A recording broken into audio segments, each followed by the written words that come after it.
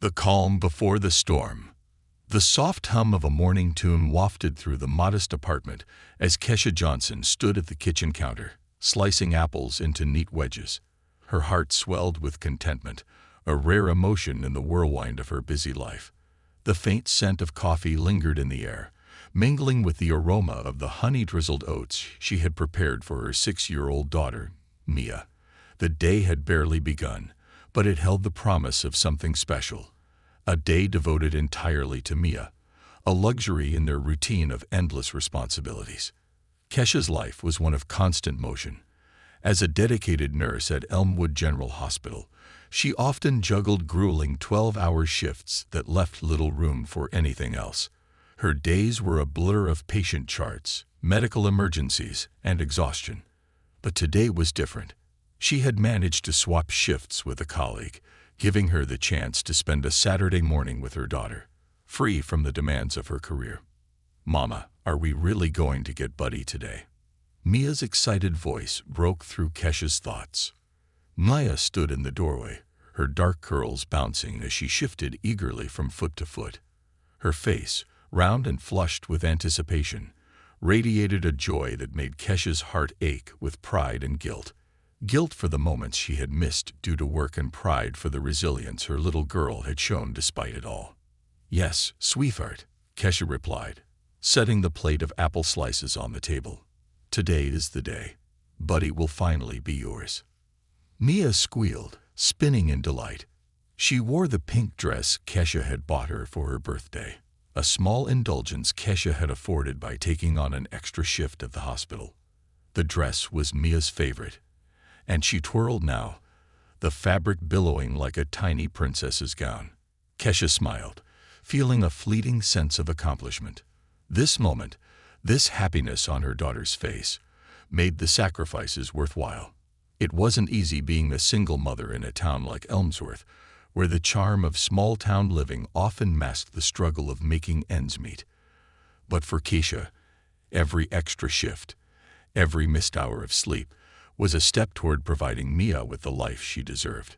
"Finish your breakfast, Munchkin," Kesha said, gently ruffling Mia's hair.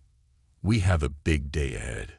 After breakfast, the two of them set out hand in hand, their laughter mingling with the crisp morning air. Elmsworth was a picturesque town, with tree-lined streets and quaint brick buildings. It was the kind of place where everyone knew everyone else, and a walk down Main Street often turned into a series of cheerful exchanges with neighbors. For Kesha, Elmsworth had been a refuge, a place to rebuild after the storm of her divorce. It wasn't perfect. Small-town life came with its own challenges, but it was safe, and safety was paramount for Kesha, who had seen too many shattered lives in the chaos of the hospital. Mia skipped beside her, her small hand warm in Kesha's grasp. Her excitement was contagious, and Kesha found herself smiling despite the fatigue that lingered in her bones. Today wasn't about the long hours she worked or the bills that loomed. It was about Mia and the simple joy of granting her daughter's wish.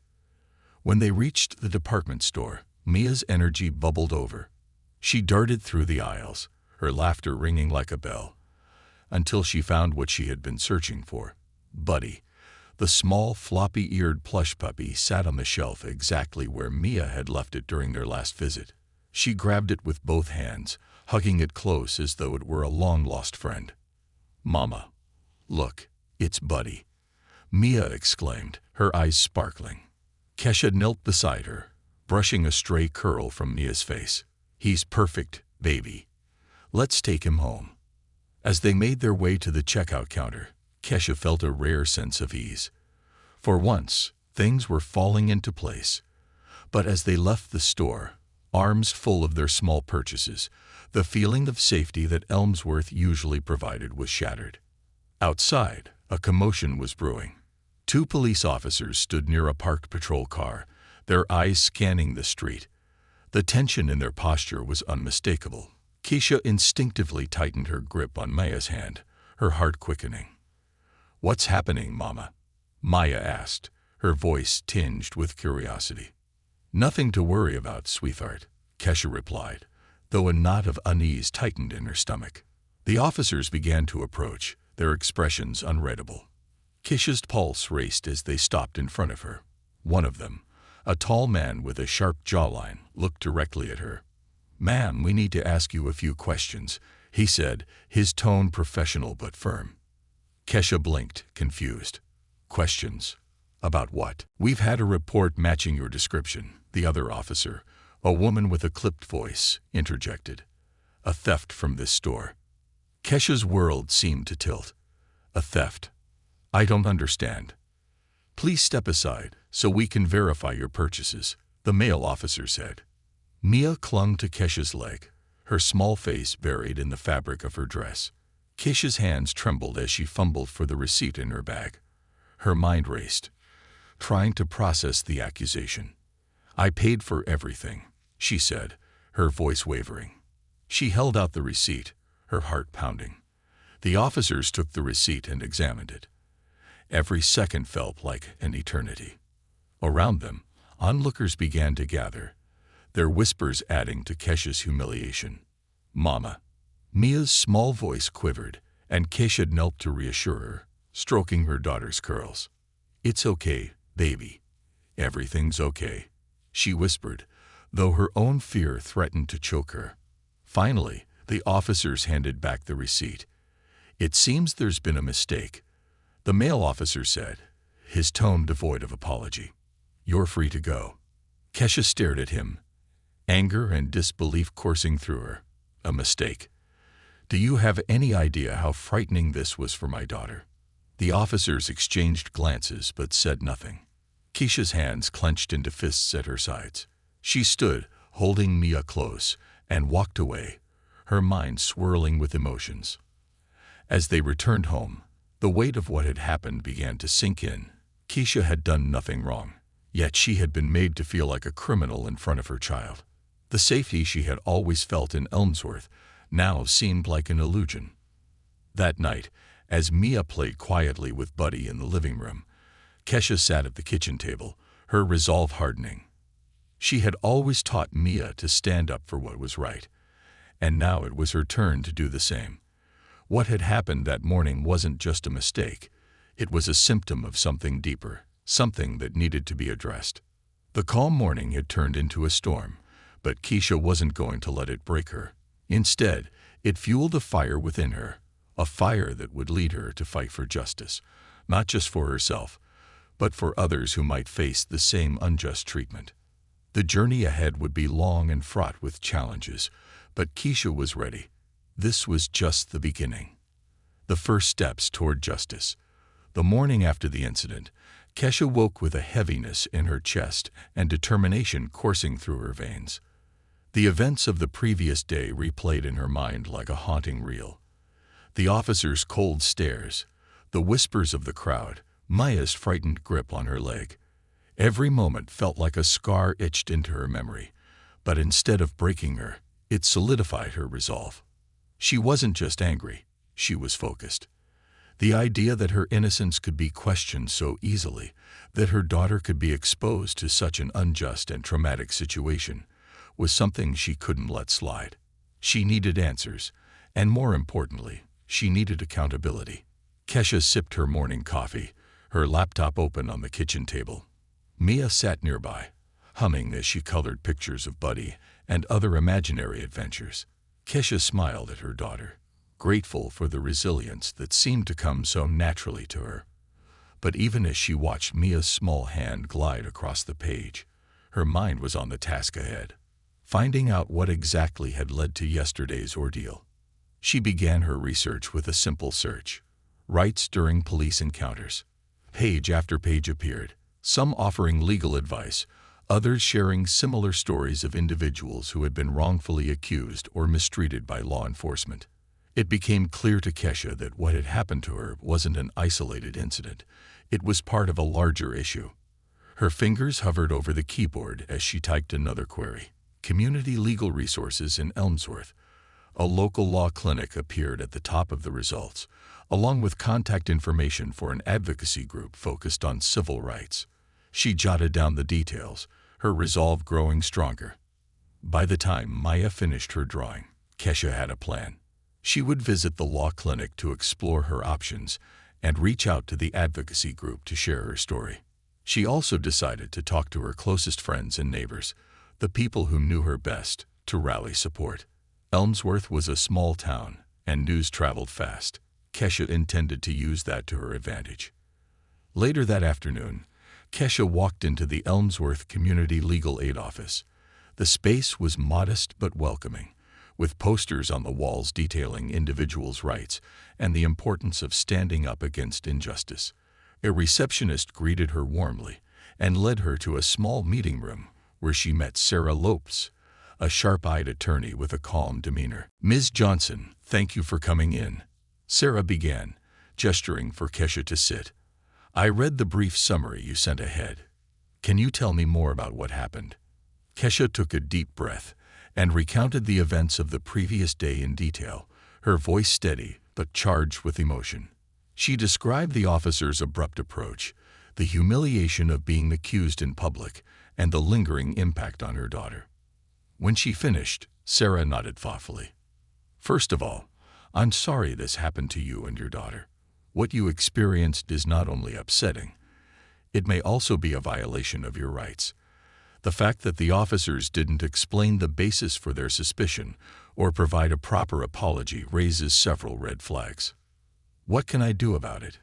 Kesha asked, leaning forward. "I don't want this to happen to anyone else." Sarah smiled faintly. "There are a few steps we can take. First, we'll need to file a formal complaint with the police department. This will document the incident and initiate an internal review. I'll help you draft the complaint to ensure it's detailed and compelling." "And then?"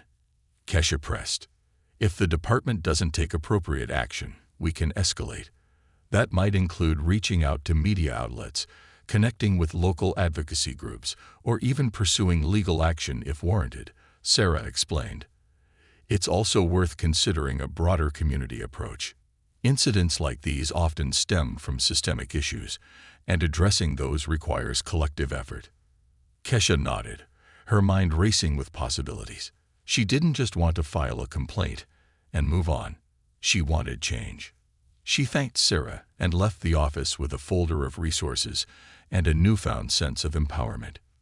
The next few days were a whirlwind of activity. Kesha began by reaching out to her closest friends, including Angela Thompson, her neighbor and confidant.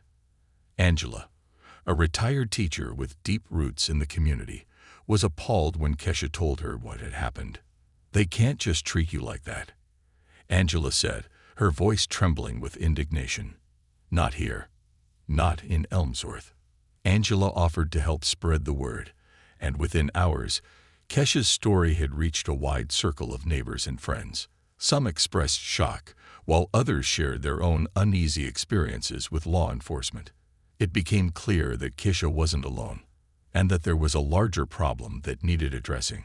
Encouraged by the support, Kesha contacted the local advocacy group she had found during her research. The organization, called Elmsworth United for Justice, was led by Marcus Bell, a charismatic community organizer with a passion for grassroots activism. When Kesha shared her story with him, Marcus immediately saw an opportunity to mobilize the community.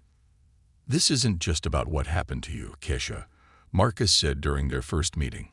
"It's about creating a system where no one has to go through this, and that starts with awareness and accountability." Together, they devised a plan to host a town hall meeting, inviting residents to share their experiences and discuss ways to improve police-community relations.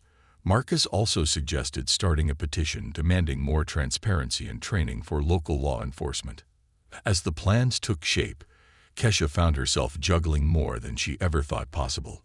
She still worked her demanding shifts at the hospital, but every spare moment was devoted to the cause. Mia, sensing her mother's determination, often sat beside her as she worked, coloring or playing quietly with Buddy. One evening, as Kesha prepared notes for the town hall, Mia climbed into her lap. "Are you okay, Mama?" she asked, her voice soft. Kesha hugged her tightly. "I'm okay, sweetheart. I'm doing this for us. For you." Mia nodded solemnly. "Because what they did wasn't fair." "That's right," Kesha said, her throat tightening. And I want to make sure it doesn't happen again. Mia smiled, her faith in her mother unshakable. You're brave, Mama. Kesha blinked back tears, grateful for her daughter's unwavering support. It was moments like this that reminded her why she was fighting. This wasn't just about what had happened. It was about building a better future, not just for Mia, but for everyone in their community. The day of the town hall arrived sooner than Kesha expected. The community center buzzed with energy as residents filled the room, their voices mingling in anticipation. Kesha stood at the front with Marcus and Sarah, her palms damp with nervousness. When it was her turn to speak, she stepped forward, her eyes scanning the crowd.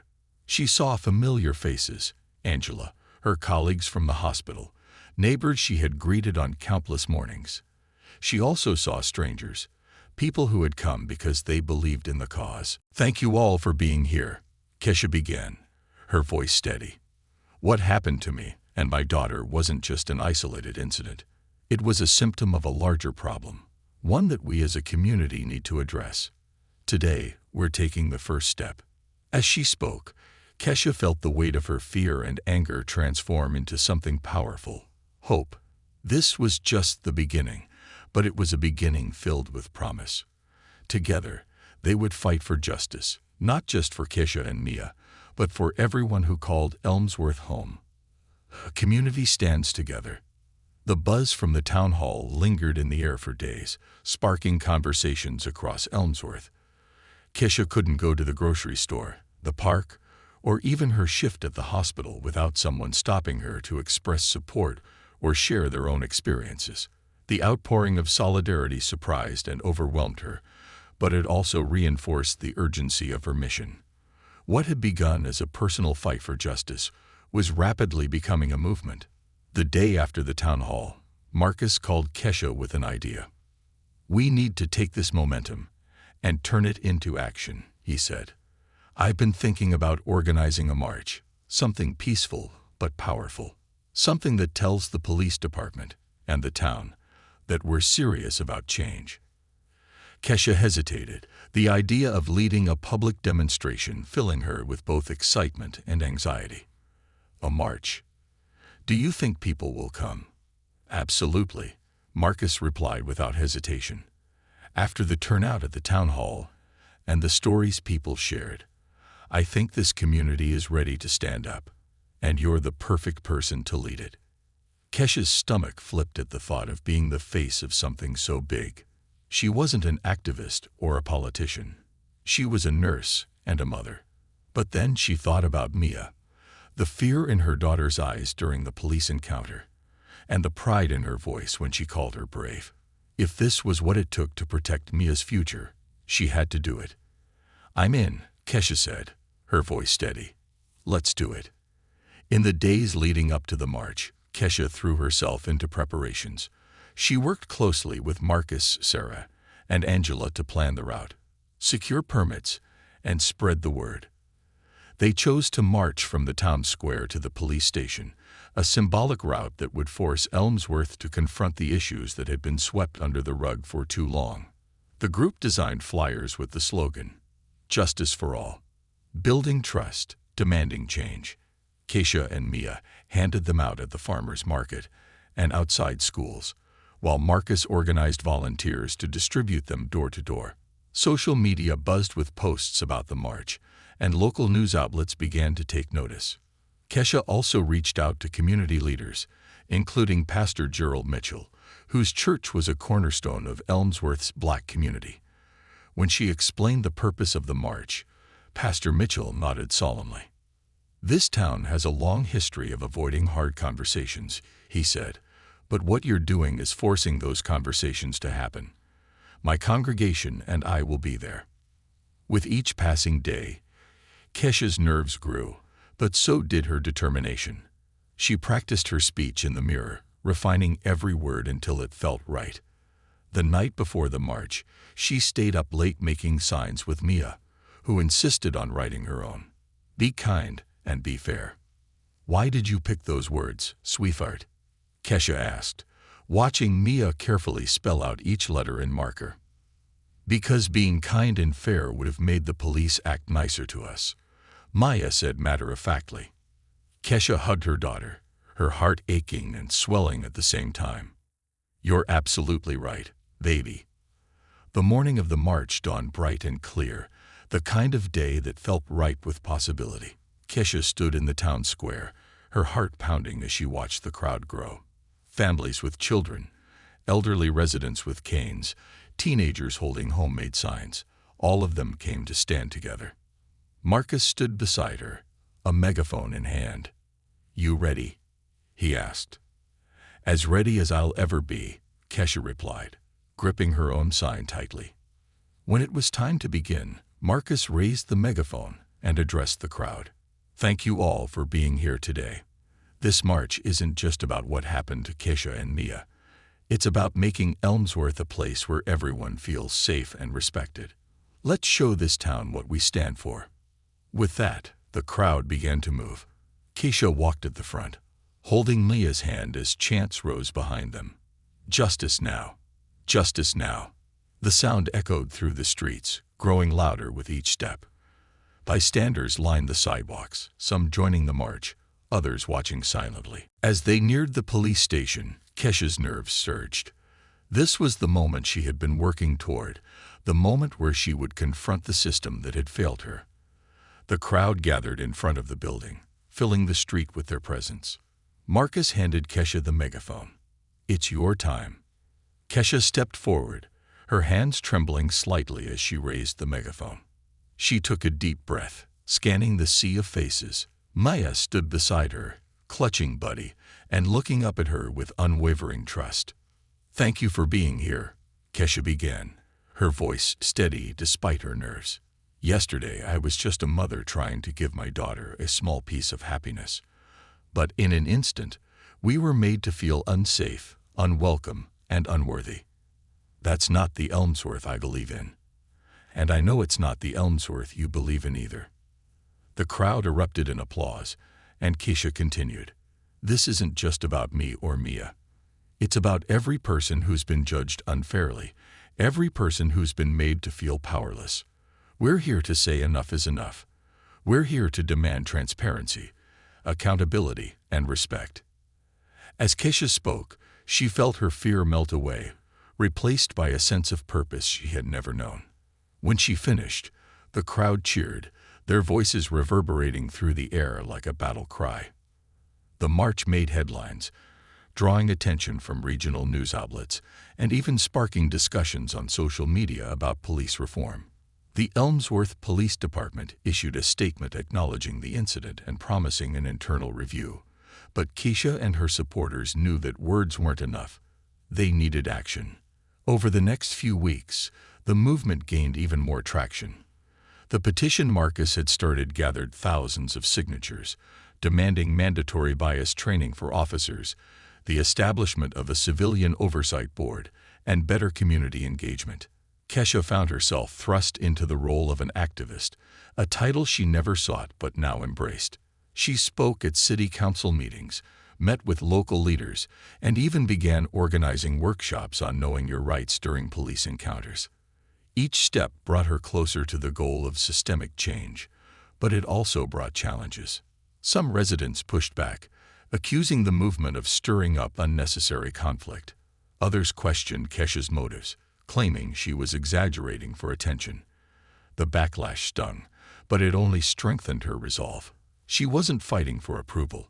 She was fighting for justice. One evening, as Kesha tucked Mia into bed, her daughter looked up at her with sleepy eyes. Did we make the police listen, Mama? Kesha smiled, brushing a curl from Mia's face. Not yet, sweetheart, but we're making them hear us. And that's the first step. Mia nodded, her trust unwavering. You're the best mama ever. As Mia drifted off to sleep, Kesha sat by her bedside, her heart full of both exhaustion and hope. The road ahead was long, but she knew she wasn't walking it alone. The march had been just the beginning, a spark that had ignited something bigger than herself. And Kesha was ready to keep fighting.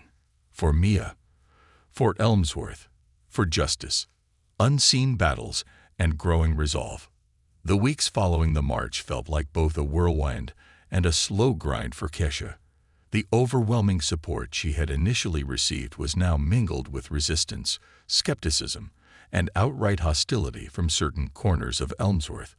While the march had been a bold and visible statement, the work that followed was quieter, more grueling, and fraught with tension. Kesha sat in her small living room late one evening, her laptop glowing faintly as she sifted through emails. Messages of encouragement poured in from supporters, but so did the less welcome ones. Anonymous emails accusing her of stirring up trouble, social media comments questioning her character, and even veiled threats. "You need to stop all this nonsense and go back to work," one email read. Another said, "You're ruining the reputation of our police force. You should be ashamed." Kesha exhaled slowly, her fingers gripping the edge of the table. She was no stranger to hard work or criticism. Being a nurse and a single mother had taught her resilience, but the personal attacks cut deep. Still, she knew this fight wasn't about her. It was about a better future for her daughter and her community. Her phone buzzed beside her, pulling her from her thoughts. It was Marcus. "Hey, Marcus," she answered, leaning back in her chair. His voice came through with its usual warmth, but carried an edge of concern. "Hey, Kesha. Just checking in. How are you holding up?"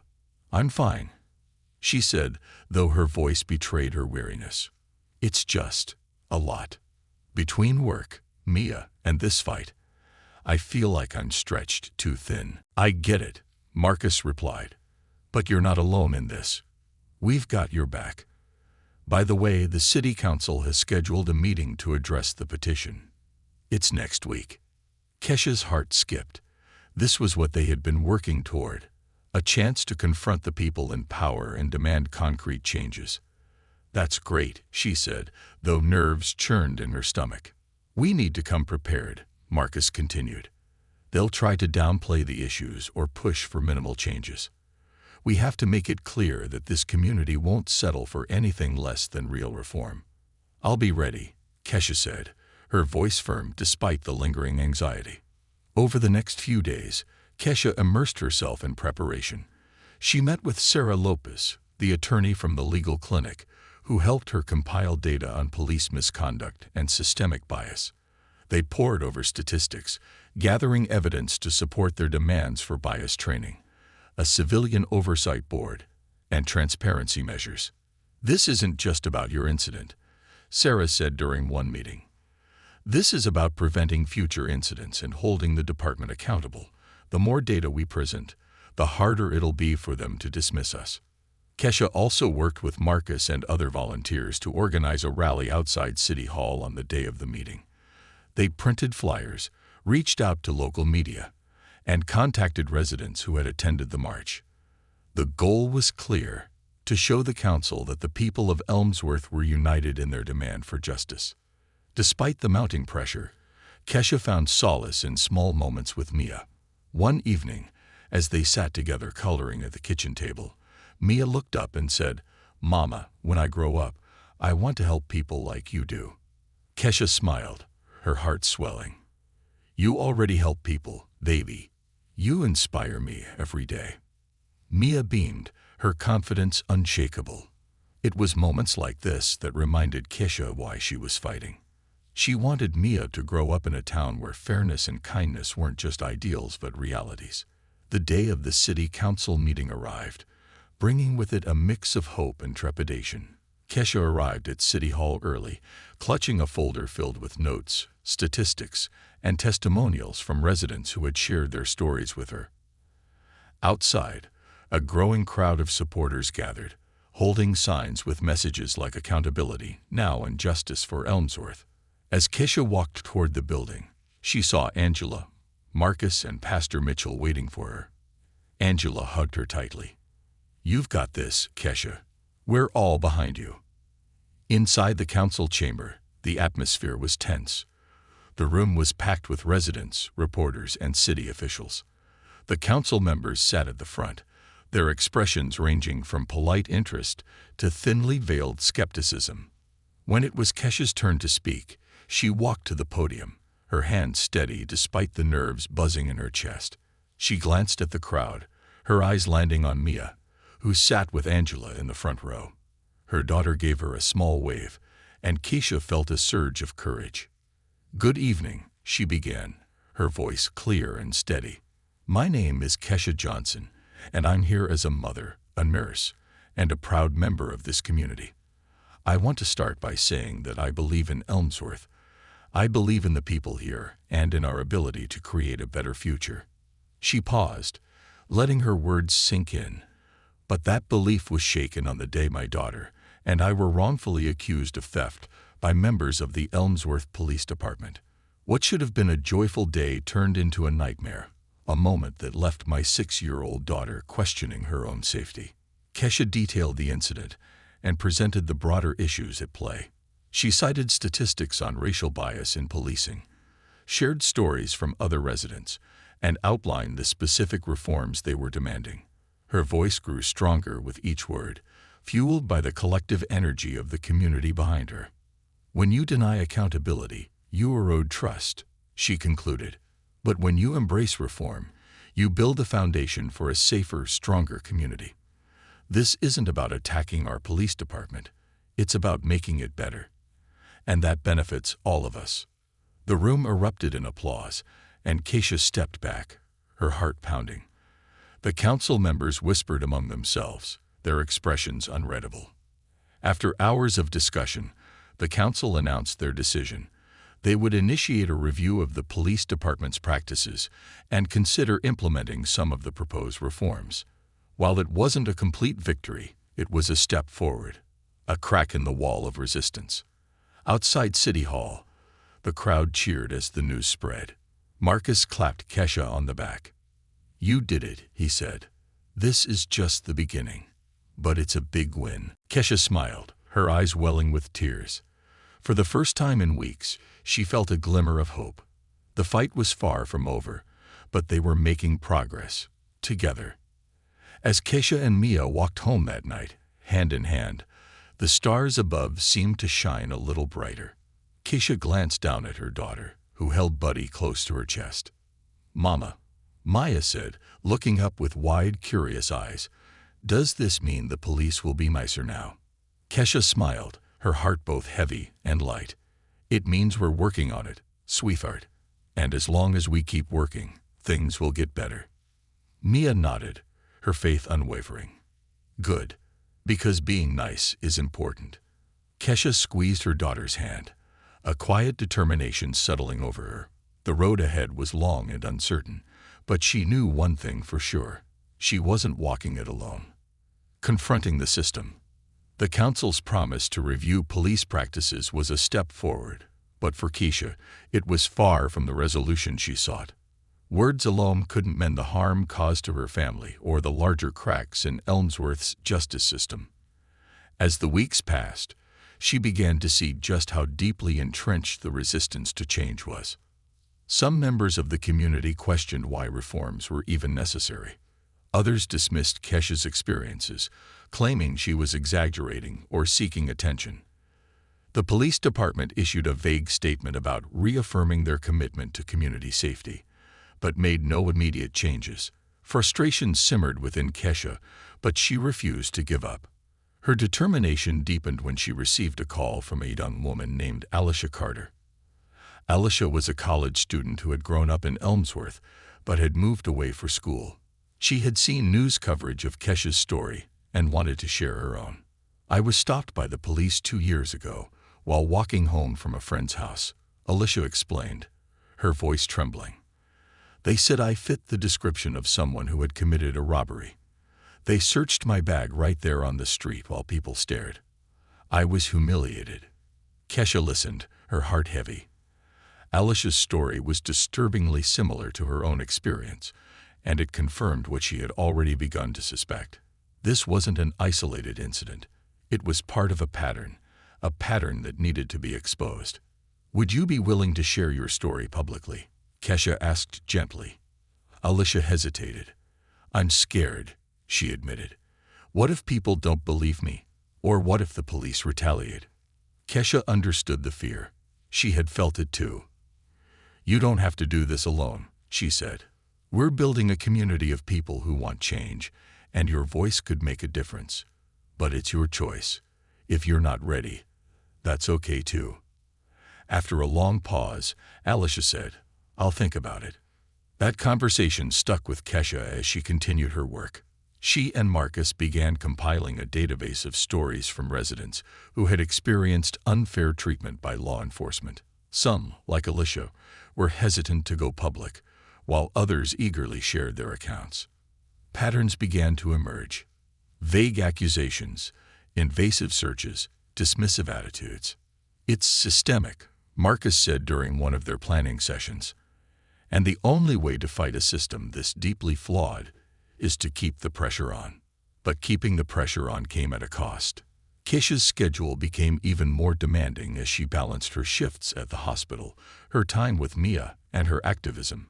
She often stayed up late into the night, responding to emails, preparing materials, and strategizing with Marcus and Sarah. The fatigue was unrelenting, but she reminded herself why she was doing this, why she couldn't stop. One evening, after tucking Mia into bed, Kesha received an unexpected knock at her door. She opened it to find Officer Sarah Collier, one of the police officers involved in the incident at the store. Dressed in plain clothes, Officer Collier looked nervous, her hands tucked into her jacket pockets. "Ms. Johnson," she began, her voice low. "Do you have a minute?" Kesha's first instinct was to slam the door. The sight of the officer brought back a flood of emotions. Fear, humiliation, anger. But she took a deep breath and stepped aside. "Come in," she said cautiously.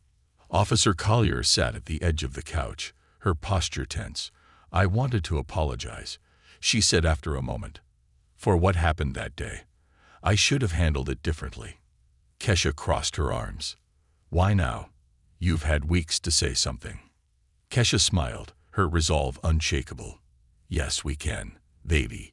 Yes, we can." "I've been thinking a lot about what happened," Collier admitted, "and about the larger issues you've been raising. I've seen things in this department that don't sit right with me, but I didn't think it was my place to speak up. Your fight, it's made me realize that staying silent makes me complicit." Kesha's eyes narrowed. "So, what are you saying? That you're suddenly on our side?" "I'm saying I want to help," Collier said, her voice firm. "I can't undo what happened, but I can provide information, insight into how things work on the inside. If you're serious about reform, you'll need someone who understands the system." Kesha studied her, trying to gauge her sincerity. It was hard to trust someone who had been part of the problem, but something in Collier's demeanor seemed genuine. "Why should I believe you?" Kesha asked. "Because I believe in what you're doing," Collier said simply, "and because change has to start somewhere." After a long pause, Kesha nodded. "Okay, but understand this. I don't trust easily. If you're here to cover for your department or derail our efforts, I'll find out." Collier nodded. "Fair enough." With Collier's involvement, Kesha and her team gained a valuable resource. The officer provided insight into the department's training practices, or lack thereof, and the culture that allowed biases to flourish. She also shared internal documents that highlighted troubling patterns in policing, from disproportionate stops of minorities to complaints that were quietly dismissed. This new information added fuel to their movement. Sarah used it to bolster their case, while Marcus worked to amplify their message through local and regional media. Meanwhile, Kesha continued to connect with residents, encouraging more people to share their stories. The breakthrough came when Alicia finally decided to speak publicly. At a community forum organized by Kesha's team, Alicia stood at the microphone, her hands trembling but her voice steady. She recounted her experience in vivid detail, her words painting a picture of humiliation and fear. When she finished, the room erupted in applause. Kesha hugged her tightly, whispering, "You were amazing." "That felt powerful," Alicia said, a tear rolling down her cheek. The forum was a turning point. More residents came forward, emboldened by Alicia's courage. The movement grew, attracting attention from state officials and advocacy organizations. Pressure mounted on the Elmsworth Police Department, which announced plans to implement some reforms, including bias training and an independent review of complaints. But Keisha knew this was just the beginning. Real change would take time, persistence, and vigilance. As she stood on the steps of City Hall after another rally, surrounded by supporters chanting for justice, she felt both the weight of the journey ahead and the strength of the community beside her. Mia tugged at her sleeve, holding up a new sign she had made. "We can do it, Mama." A new dawn, a lasting fight. The weeks that followed Alicia's public testimony felt like the cresting of a wave. The community forum, the growing movement, and the increasing media attention had forced the Elmsworth Police Department to take noticeable, if reluctant, steps toward reform. For Keisha, it was both a moment of triumph and a sobering reminder of how much work remained to be done. The department had announced plans for mandatory bias training for officers and the creation of a civilian oversight board. However, these initiatives were still in their infancy, and skepticism ran high among the movement's leaders. Keisha, Marcus, and Sarah knew that promises alone wouldn't fix the deep-seated issues that had plagued the town for years. The Oversight Board. When the Civilian Oversight Board was officially established, Keisha received a surprising call from Mayor Evelyn Clark. "Keisha," the mayor began, her tone formal but warm, "the community has made it clear that they want to see accountability. I'd like you to serve as one of the inaugural members of the Oversight Board." Keisha's breath caught. She had never imagined herself in such a role. The idea of sitting across the table from officers who might view her as an adversary was daunting, but the opportunity to shape real change outweighed her fears. "Thank you, Mayor Clark," she said after a pause. "I'd be honored." The board consisted of 7 members, a mix of community leaders, legal experts, and one retired officer. Keisha quickly realized that her presence wasn't just symbolic, it was critical. She brought not only her personal experience, but also the stories of countless residents who had suffered in silence for years. At the board's first meeting, Keisha was struck by how much resistance remained within the department. Chief of Police Thomas Greer, a man who had built his career in Elmsworth, attended the session with a stiff demeanor. "I want to make it clear," Chief Greer said, his tone clipped, "that while we respect the board's role, the department has always operated with integrity. The narrative being pushed by certain individuals doesn't reflect the reality of how we serve this town." Keisha felt a flash of anger, but kept her voice calm. "With all due respect, Chief Greer, the reality for many residents doesn't match your perception. That's why this board exists, to ensure everyone in Elmsworth feels safe, respected, and treated fairly." Her words hung in the air, and for a moment, the tension in the room was palpable. But as the meeting progressed, it became clear that Keisha wasn't alone in her fight. Other board members echoed her concerns, pushing for concrete steps like a public complaint review process and the publication of quarterly reports on police conduct. The ripple effect. As the Oversight Board began its work, the ripple effects of Keisha's efforts spread beyond Elmsworth. Regional news outlets picked up her story, framing it as an example of grassroots activism, creating tangible change. Advocacy groups from neighboring towns reached out, asking for advice on how to replicate her efforts. One day, Keisha received an invitation to speak at a statewide summit on police reform. The thought of addressing a large audience filled her with nerves, but Marcus encouraged her to embrace the opportunity. "You've been leading this movement from the start," he said. "Your story has inspired so many people, and this is your chance to show others what's possible." At the summit, Keisha stood on a stage in front of hundreds of attendees, activists, lawmakers, and community leaders. She spoke about her journey, from the heartbreaking encounter with the police to the march, the forums, and the establishment of the Oversight Board. "Change doesn't happen overnight," she said, her voice steady despite the butterflies in her stomach. "It happens because people refuse to give up. It happens because we choose to fight, even when the odds are stacked against us. And it happens because we come together as a community to demand something better. When she finished, the audience rose to their feet, their applause a testament to the power of her story. Challenges and triumphs. Back in Elmsworth, the movement continued to face challenges.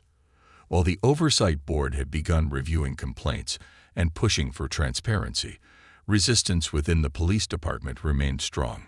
Some officers resigned in protest, while others made thinly veiled comments about outsiders meddling in law enforcement. Kesha also faced personal challenges. Balancing her work at the hospital, her responsibilities as a mother, and her role on the Oversight Board left her exhausted. But through it all, Maya remained her anchor. The little girl had grown more confident and outspoken, often asking questions about the work her mother was doing.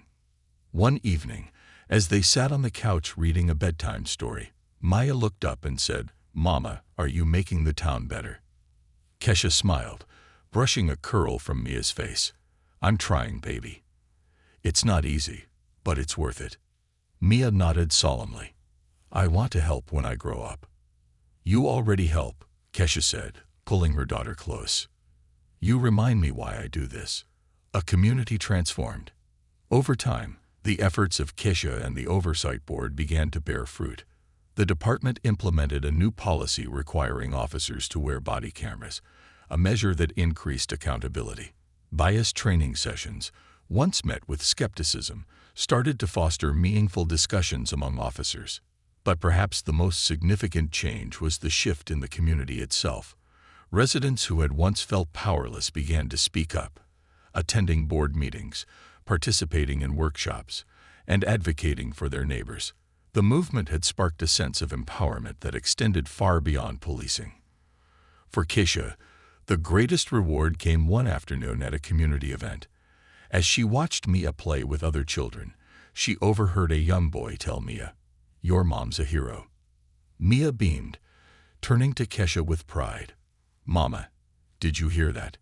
He called you a hero." Kesha laughed, her heart full. "I'm just a mom who wants the best for her little girl." The legacy of the fight. Years later, when Mia was older and the movement was a memory woven into Elmsworth's history, Kesha often reflected on the journey that had started with one heartbreaking encounter. What began as a fight for her own dignity and her daughter's safety had grown into something far bigger, a fight for justice, equality, and the soul of a community. Elmsworth was far from perfect, but it had changed. And Kesha knew that as long as people like her continued to stand up and speak out, the fight for justice would never be in vain. As she walked through the town square one sunny afternoon, Kesha saw a mural painted on the side of a building. It depicted a woman holding a child's hand, surrounded by words like justice, hope, and community. Below the image was a single phrase, "Change begins with courage." Kesha smiled, her heart swelling with pride. The fight wasn't over, but the future looked brighter than ever. And for that, she was grateful. A vision for the future. The years passed, but Kesha Johnson's fight for justice in Elmsworth continued to evolve. What had started as a desperate attempt to defend her and Mia's dignity had blossomed into a transformative movement that reshaped the town. But as Kesha learned, systemic change was never linear. The deeper she delved into the structures of power, the more she realized how much work lay ahead.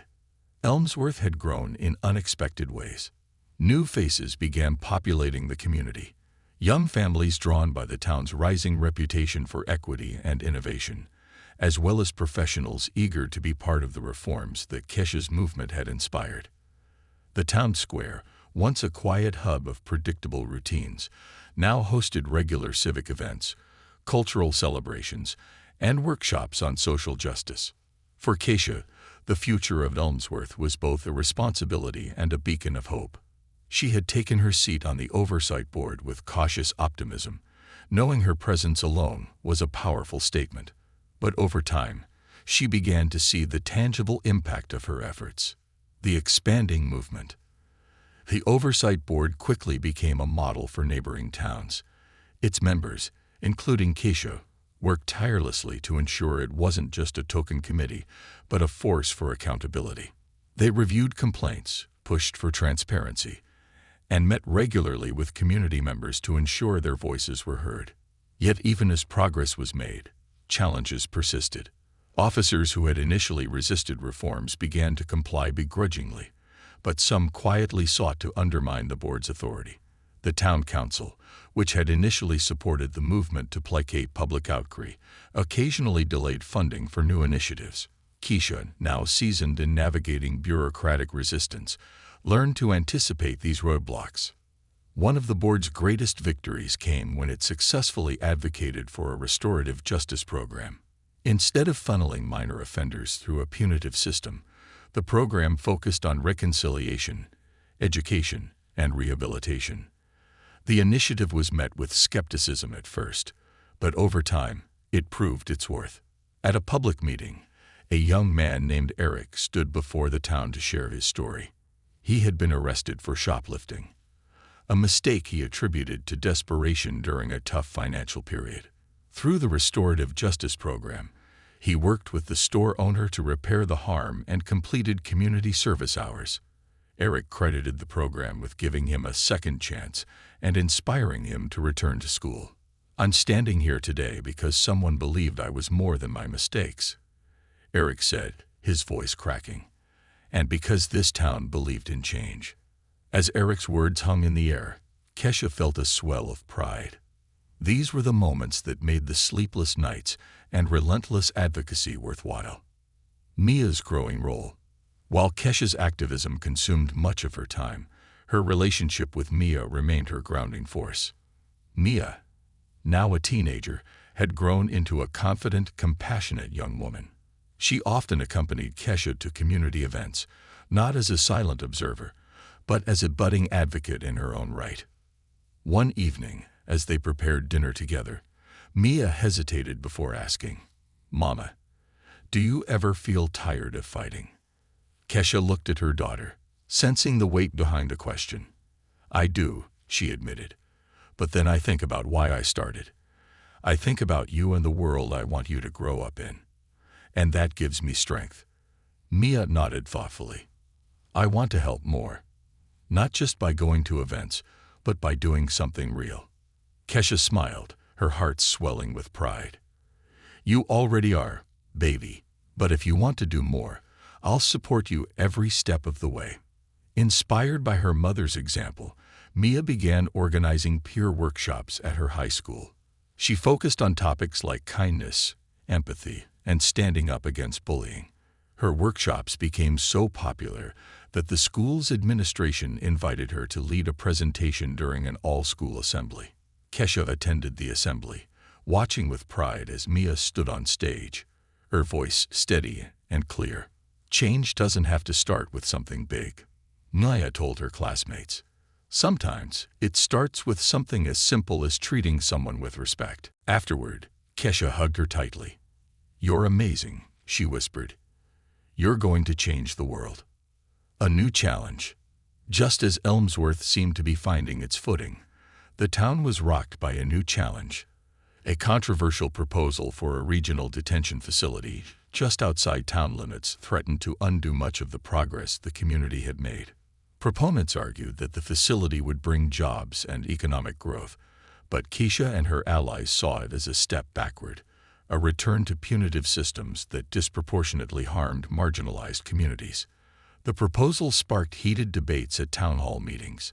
Supporters of the facility accused Kesha and the Oversight Board of stalling progress, while opponents pointed to the ethical and social costs of such a project. Determined to stop the proposal, Kesha mobilized her network. She collaborated with Marcus and other community leaders to organize a series of town forums, inviting experts to speak on the dangers of over-reliance on incarceration. They also launched a petition and coordinated a peaceful protest that drew hundreds of residents. One night, after a particularly contentious meeting, Kesha returned home feeling drained. As she sat at the kitchen table, her head in her hands, Mia joined her, placing a comforting hand on her shoulder. "Don't give up, Mama," Maya said softly. "You've already changed so much. You can do this." Kesha looked at her daughter, her exhaustion melting into determination. "You're right," she said. We can do this. Victory and vision. The fight against the detention facility was long and arduous. But in the end, the community's efforts prevailed. The proposal was rejected by the town council, marking a significant victory for Kesha and her allies. The decision was celebrated as a testament to the power of collective action and the importance of standing firm in one's convictions. As Elmsworth moved forward, Kesha reflected on how far they had come. The town was no longer defined by the complacency and inequality that had once plagued it. Instead, it had become a symbol of resilience, hope, and the transformative power of grassroots activism. Kesha's work was far from over. She continued to serve on the oversight board, mentor young activists, and advocate for policies that promoted fairness and equity. But she also found moments to pause and appreciate the life she had built, a life filled with purpose, community, and the unbreakable bond she shared with Mia.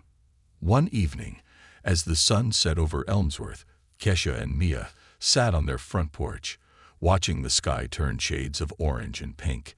Mia turned to her mother, her eyes filled with admiration. "You changed this town, Mama," she said. "You made it better." Kesha smiled, her heart full. "We changed it," she corrected. "And we're not done yet." As they sat together, the future stretched before them like the endless horizon, unpredictable but brimming with possibility. And Kesha knew, deep in her soul, that they were ready for whatever came next. Together. The legacy of courage. The years rolled on, and Elmsworth grew into a town synonymous with progress and community resilience. Kesha Johnson's life was a living testament to what one person could accomplish with determination, empathy, and the support of others. Yet, as Kesha had learned time and again, the work of justice is never truly complete. It evolves, taking on new forms with every challenge. Kesha's role in the community continued to deepen. She had become not only a trusted voice, but also a mentor to others seeking to create change. The once timid nurse who had walked into a legal aid office years ago was now a confident leader, balancing her roles as a mother, community advocate, and board member. Her work had expanded beyond Elmsworth. Invitations to speak at state and national conferences poured in, and she traveled to share the lessons from her journey. Mia, now in her final year of high school, often accompanied her, becoming a passionate speaker in her own right. Together, they had become a team. Fierce advocates for equity and inclusion. A new generation rises. The seeds Kesha had planted in Elmsworth bore fruit in ways she hadn't fully anticipated. Inspired by her example, a group of young people in the town formed a coalition called Voices of Tomorrow. Led by Mia and her closest friends, the group focused on mobilizing youth to address issues ranging from climate justice to educational equity. Mia's passion for advocacy had grown exponentially. Watching her mother navigate the complexities of leadership had given her a front-row seat to the power of persistence. But Mia also wanted to make her own mark. "Mama," she said one evening as they sat together reviewing a draft of her college application essay, "you taught me to fight for what's right. But I also want to fight for the future, our future." Kesha smiled, her heart swelling with pride. "You already are, sweetheart. What you're building with Voices of Tomorrow is incredible. I wish I had been as brave as you when I was your age." Mia laughed, her eyes twinkling. "You're the bravest person I know. I'm just following your lead." Under Mia's leadership, Voices of Tomorrow launched a campaign to improve the local school system's inclusivity policies. They held workshops, created educational toolkits, and even organized a town-wide youth summit. The summit attracted hundreds of attendees, including educators, parents, and local officials. Kesha watched from the audience as Mia delivered the keynote address. Her daughter spoke with a conviction that brought tears to Kesha's eyes. "Our voices matter," Maya said, her voice echoing through the hall. "The future we want won't just happen. We have to build it. Together." The standing ovation that followed was more than applause. It was a declaration of belief in the next generation. The struggles that remain. Despite the progress, challenges persisted.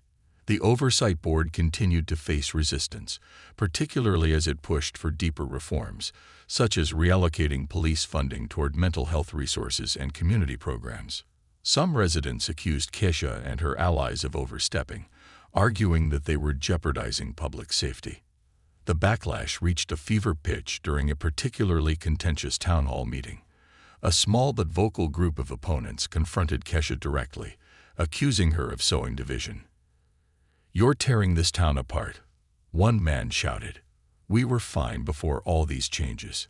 Kesha stood her ground, her voice calm but firm. "With all due respect, we weren't fine. Ignoring problems doesn't make them go away.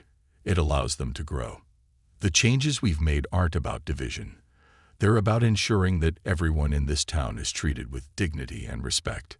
Her words sparked murmurs of agreement, but the tension lingered. After the meeting, Marcus approached her, his expression thoughtful. "Resistance is a sign that you're doing something right," he said, "but it doesn't make it any easier, does it?" Kesha shook her head. "No, it doesn't. But I didn't come this far to stop now." Building bridges.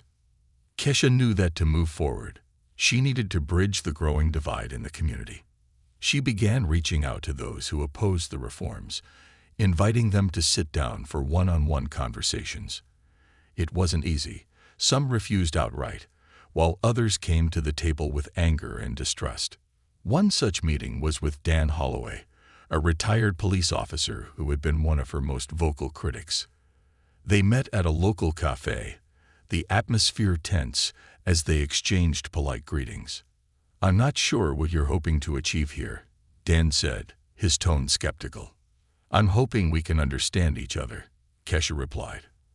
"I know we don't see eye to eye, but I believe we both care about this community." As they talked, Kesha listened intently, letting Dan air his frustrations. He spoke about his decades of service, his belief in the department, and his fear that the reforms were undermining the officers' ability to do their jobs. When he finished, Kesha shared her perspective, not with blame, but with honesty.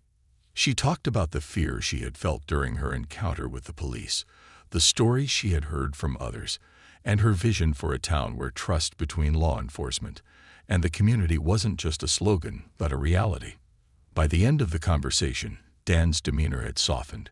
"I still don't agree with everything you're doing," he admitted, "but I respect the way you're going about it. You're willing to have these conversations, and that means something." It was a small breakthrough, but Kesha saw it as a step in the right direction.